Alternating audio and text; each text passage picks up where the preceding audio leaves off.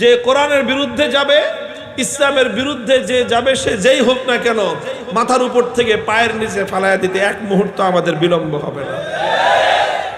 উলামায়ে কেরাম হেফাজতে ইসলামের পক্ষ থেকে আগামী ৩ তারিখ, মে মাসের ৩ তারিখ শনিবার দিন ঐতিহাসিক সোহরাওয়ার্দী উদ্যানে এই কলঙ্কিত বাংলাদেশের ইতিহাসের কলঙ্কজনক এই অধ্যায়কে মুছে ফেলবার জন্য জাতিকে একত্রিত হওয়ার ডাক দিছে। যাবেন তো?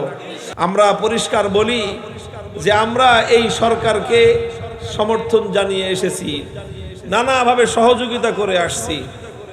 যদি মনে করে থাকেন যে এই সহযোগিতা বিনা শর্তে, ভুল করবেন। এই সহযোগিতা একটা শর্তে, সেই শর্ত হলো দেশ জাতি ধর্মের বিরুদ্ধে আপনারা অবস্থান নিতে পারবেন না। আল্লাহর কসম খেয়ে বলি, যদি আল্লাহর কোরআনের বিধানকে কটাক্ষ করার এই ধারা অব্যাহত রাখা হয়, তাহলে গোটা সরকার ব্যবস্থার বিরুদ্ধে যুদ্ধ ঘোষণা করতে আমাদের এক মুহূর্ত বিলম্ব হবে না।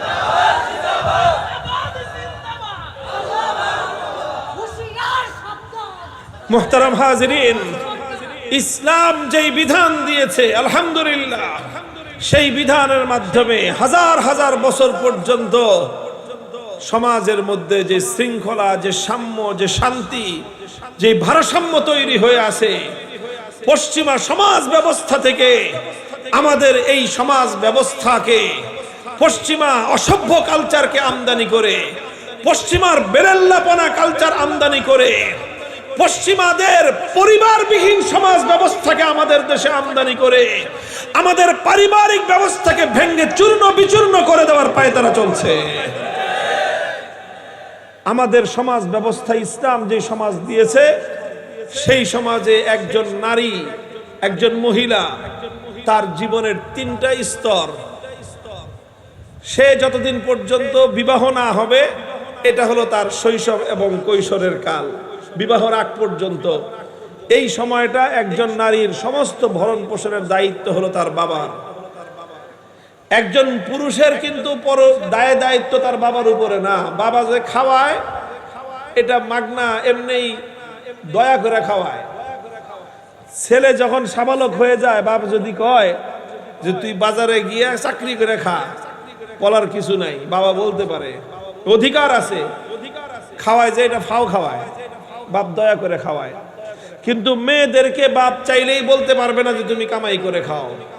একটা মেয়ে বিবাহে না করা পর্যন্ত, যতক্ষণ পর্যন্ত সে স্বাবলম্বী না হচ্ছে, ভিন্ন বিকল্প ব্যবস্থা না হচ্ছে, ততদিন পর্যন্ত এই মেয়েটার ভরণ পোষণের দায়িত্ব তার বাবার উপর।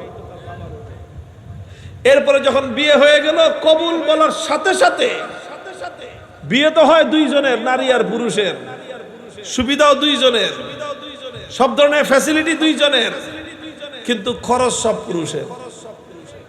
100% খরচ কার? পুরুষের। বিবাহের সাথে সংশ্লিষ্ট যত রকম খরচ সব ইসলাম কার দায়িত্বে দিয়েছে? পুরুষের দায়িত্বে দিয়েছে। ইসলাম বলেছে পুরুষরা দেনমোহর দিবে, মেয়েরা দেনমোহর পাবে। ইসলাম বলেছে বিবাহের সময় ওলিমা পুরুষের দায়িত্ব, বিবাহের আপ্যায়ন করা পুরুষের দায়িত্ব, মেয়ে পক্ষের আপ্যায়ন করার কোনো দায়িত্ব নাই। 3 নম্বর হলো বিয়ের পর থেকে যে থাকার ব্যবস্থা করা, ঘর দিবে স্বামী তার স্ত্রীর জন্য, এমন একটা ঘর দিবে যেই ঘরে স্ত্রী তার সমস্ত নিজস্ব স্বাধীনভাবে বসবাস করবে। স্বামীকে তার স্ত্রীর জন্য কাপড়ের ব্যবস্থা করতে হবে, খাবারের ব্যবস্থা করতে হবে, চিকিৎসার ব্যবস্থা করতে হবে। যত বিল সব পুরুষ দিবে, চাই সেই পুরুষ বড় লোক হোক, গরিব লোক হোক, সে দিনমজুর হোক, রিক্সা চালক হোক, তার স্ত্রীর ভরণ পোষণের দায়িত্ব স্বামীর। স্ত্রী যদি কোটিপতিও হয়, স্বামী যদি দিনমজুরও হয়, তবুও স্বামীর কাছ থেকে স্ত্রী ভরণ পোষণ পাবে। তাহলে মোহরানা দিল পুরুষ, আপ্যায়ন করলো পুরুষ, ভরণ পোষণ নিল পুরুষ, সব খরচ করলো পুরুষ। তাহলে বিবাহের পর থেকে নারীর সম্পূর্ণ দায় দায়িত্ব পুরুষের উপর। আল্লাহ না করুন যদি স্বামী স্ত্রীর আগে মারা যায়, বার্ধক্যের সময়ে এই নারীর সমস্ত দায় দায়িত্ব তার ছেলে সন্তানের উপর। যতদিন পর্যন্ত ছেলে আছে তার মায়ের ভরণ পোষণের দায়িত্ব এই ছেলের উপর। তাহলে একজন নারীর জীবন 3 পুরুষের কাঁধের উপর দিয়ে কেটে যায়। ছোটবেলায় বাবার হোটেল, যৌবনকালে স্বামীর হোটেল, বার্ধক্যের সময়ে ছেলের হোটেল, 3 পুরুষের কাঁধের উপর দিয়ে ফাও ফাও খেয়ে যাবে। শাহজাদির অবস্থায় জীবন যাপন করবে। বাপের কাছ থেকে, মায়ের কাছ থেকে, ভাইয়ের কাছ থেকে মিরাসের যা সম্পত্তি পাইছে সব সম্পত্তি নিজের খুশি মতো নিজের মতো ব্যবহার করবে। নারীর সম্পদে তার স্বামীর এক চুল পরিমাণ কোনো অধিকার নাই।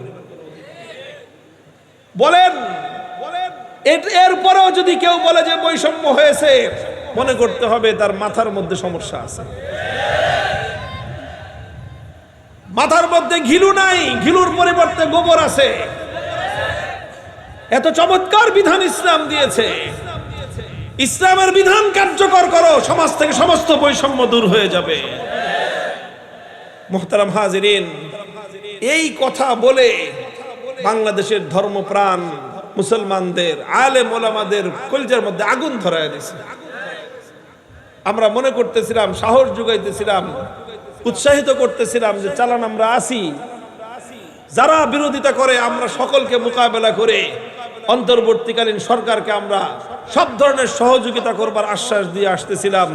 এই দেশে আলেম সমাজই সবচেয়ে বেশি তাদের পাশে দাঁড়িয়েছে, সব ক্ষেত্রে তাদেরকে সহযোগিতা দিয়েছে, তাদেরকে আশ্বাস দিয়েছে, সাহস জুগিয়েছে।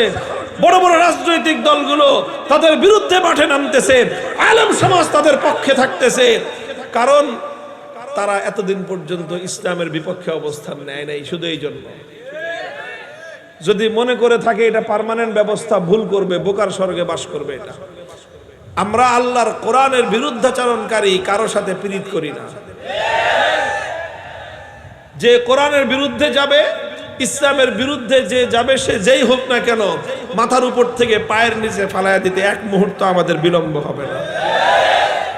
উলামায়ে কেরাম হেফাজতে ইসলামের পক্ষ থেকে আগামী 3 তারিখ, মে মাসের 3 তারিখ শনিবার দিন ঐতিহাসিক সোহরাওয়ার্দী উদ্যানে এই কলঙ্কিত বাংলাদেশের ইতিহাসের কলঙ্কজনক এই অধ্যায়কে মুছে ফেলবার জন্য জাতিকে একত্রিত হওয়ার ডাক দিয়েছে। যাবেন তো? হ্যাঁ, যাবেন তো? কারা কারা যাবেন হাত তুলেন। আল্লাহ পাক কবুল করেন। আমি দেশের মানুষকে বলি যে দেখেন, আপনারা সবসময় নিজের কাজ করবেন, কিন্তু যখন সম্মিলিতভাবে আলেম সমাজ আপনাদেরকে ডাক দিবে, তখন আলেম সমাজের পাশে থাকবেন। ইনশাআল্লাহ এই দেশ থেকে কেউ ইসলামের নাম নিশানা মুছে ফেলতে পারবে না। ইনশাআল্লাহ পারবে না। যত বড় শক্তি হোক, দেখা গিয়েছে শাপলা চত্বরে রক্তের গঙ্গা প্রবাহিত করেছে, হাজার হাজার রাউন্ড গুলি বর্ষণ করে আমাদের সন্তানদের বুকগুলোকে ঝাঁঝরা করে দিয়ে আমাদের সঙ্গে অনেক কটাক্ষ করা হয়েছিল। বলেছিল আমরা নাকি শাপলা চত্বরে বুকের মধ্যে গায়ে রং মেখে শুয়েছিলাম, আমাদের কোনো মানুষকে নাকি হত্যা করা হয় নাই। অথচ বাংলার ঘরে ঘরে শাপলা চত্বরের শহীদ পরিবারের হাজারিয়ার কান্নার আওয়াজ এখনো শোনা যায়। 2021 সালে আবার আমাদের উপর হত্যাযজ্ঞ চালিয়েছে। উলামায়ে কেরাম এবং হেফাজতে ইসলামের উপর সবচেয়ে বেশি হত্যাযজ্ঞ চালানো হয়েছে বিগত রেজিমের সময়ে। মুছে ফেলতে পারে নাই, মুছে ফেলতে পারে নাই। আমাদেরকে, আল্লাহর কোরআনের অনুসারীদেরকে, হকের ঝান্ডাবাহীদেরকে কেউ যদি মনে করে গুলি করে, হত্যা করে, শহীদ করে শেষ করে দিবে, তার চেয়ে বড় বোকা দুনিয়াতে আর কেউ নাই। ইসলামের জন্য যখন শাহাদাতের রক্ত মাটিতে পড়ে, প্রতি ফোঁটা শাহাদাতের রক্ত থেকে নতুন মুজাহিদের জন্ম হয়।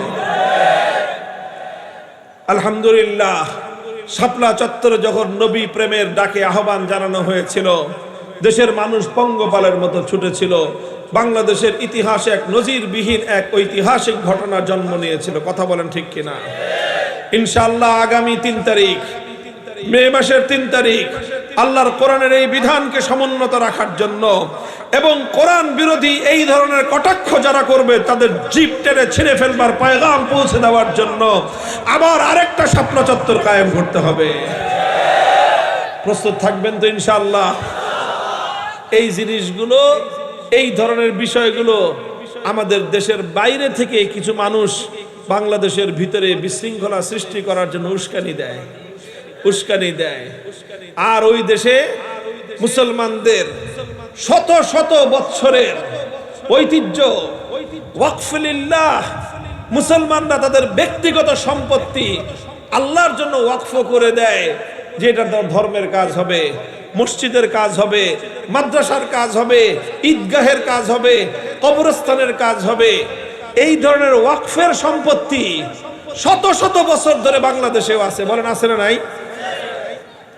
ভারতে 6 লক্ষ একর জমি, ওয়াকফের জমি, মুসলমানরা তাদের নিজেদের অর্জিত সম্পত্তির জমি আল্লাহর জন্য ওয়াকফ করেছে। সেই জমির দিকে এখন দৃষ্টি পড়েছে হিন্দুত্ববাদী নরেন্দ্র মোদীর, এবং তারা মুসলমানদের এই ওয়াকফ সম্পত্তি কেড়ে নেওয়ার জন্য টালবাহানা করতেছে। তারা ওয়াকফ আইন সংশোধনী 2025 বিল পাশ করেছে তাদের সংসদে।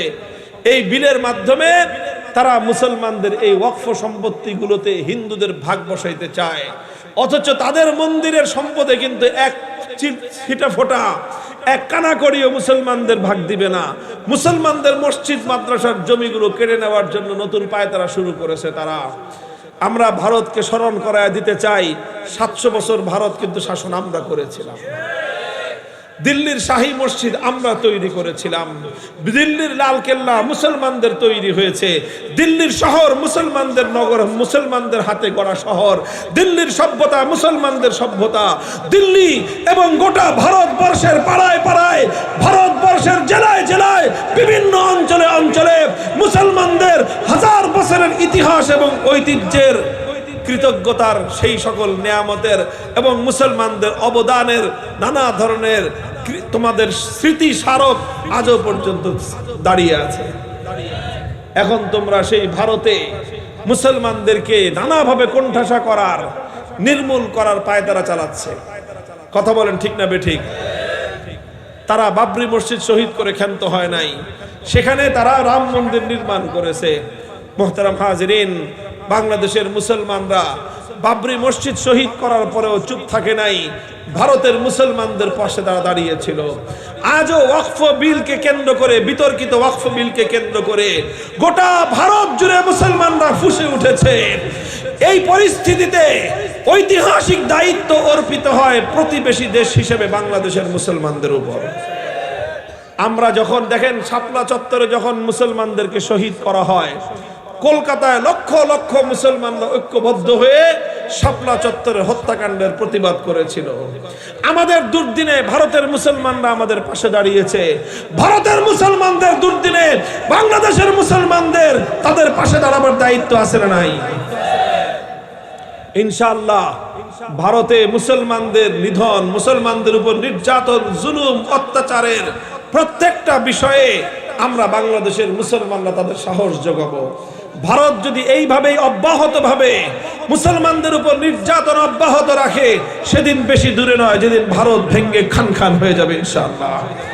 ভারতের 40 কোটি মুসলমান, বাংলাদেশে 20 কোটি মুসলমান, পাকিস্তানের 20 কোটি মুসলমান সহ গোটা ভারতবর্ষে প্রায় 100 কোটি মুসলমান বসবাস করে।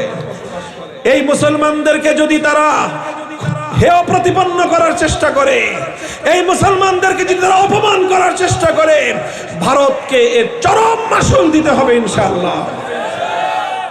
আগামীকাল ভারতের মুসলমানদের এবং ভারতের এই বিতর্কিত ইসলাম এবং মুসলমানদের স্বার্থ বিরোধী, আল্লাহ পাক রব্বুল আলামিনের জন্য ওয়াকফকৃত সম্পত্তি জবরদখল করবার, মোদির এই চক্রান্তকে প্রতিহত করবার জন্য জোহরের নামাজের সময় বাইতুল মুকাররম মসজিদ থেকে ভারতীয় দূতাবাস অভিমুখে গণমিছিল নিয়ে যাব আমরা। তাদেরকে একটা বার্তা দিব যে এই সমস্ত তাফালিং বন্ধ করো, এইসব তাফালিং বন্ধ করো, নাইলে কিন্তু তোমাদের ভারতের মধ্যে শান্তি থাকবে না, ভারত শান্তিতে থাকতে পারবে না। মুসলমানদের ঘরে ঘরে অশান্তির আগুন জ্বালায় তোমরা শান্তিতে থাকবা, এটা কোশ্চিনকালেও হতে পারে না। প্রতিবেশীর ঘরে আগুন জ্বালায় পাশের ঘরে শান্তিতে থাকা যায়? বলেন, আপনার পাশের ঘরে আগুন জ্বলতেছে, আপনার ঘুমাইতে পারবেন? প্রতিবেশীর ঘরে তোমরা আগুন জ্বালায়ে, মুসলমানদের ঘরে ঘরে আগুন জ্বালিয়ে তোমরা নিজেরা আরামে আয়েশে রাজত্ব চালাইবা, বাদশাহী করবা, সেই সুযোগ তোমাদেরকে মুসলমানরা দিবে না ইনশাআল্লাহ। এইরকম একটা পয়গাম পৌঁছে দেওয়ার জন্য আগামীকাল দুপুর বেলায় বাইতুল মুকাররম থেকে ভারতীয় দূতাবাস উপলক্ষে আমরা গণমিছিল নিয়ে যাব। আপনাদের যাদের পক্ষে সম্ভব হয় আপনারা ইনশাআল্লাহ ইমানি দাবি পূরণ করার জন্য বাইতুল মুকাররমে 1 থেকে 1.5 ঘন্টার সময় দিবেন তো ইনশাআল্লাহ? কারা কারা দিবেন একটু হাত তুলেন তো, একটু আল্লাহ পাক কবুল করেন। এটা ওয়াদা হয়ে গেল, কিন্তু যার যার দায়িত্বে ওয়াদা পূরণ করার চেষ্টা করবেন। আল্লাহ পাক রব্বুল আলামিন আপনাদেরকে তৌফিক দান করুন। আমি আবারও আমার ভাই, আমার বন্ধুবর মরহুম হযরত মাওলানা মুফতি মফিজুল ইসলাম রহমতুল্লাহ আলাইহির রুহের মাগফিরাত কামনা করে এবং তার পরিবার পরিজন যারা আছে তারা যেন তাদের এই পিতার রেখে যাওয়া আমানতকে, আদর্শকে আঁকড়ে ধরে তাদের জীবন পরিচালনা করতে পারে, সেই দোয়া রেখে শেষ করলাম। ওয়া আখিরু দাওয়ানা আলহামদুলিল্লাহি রাব্বিল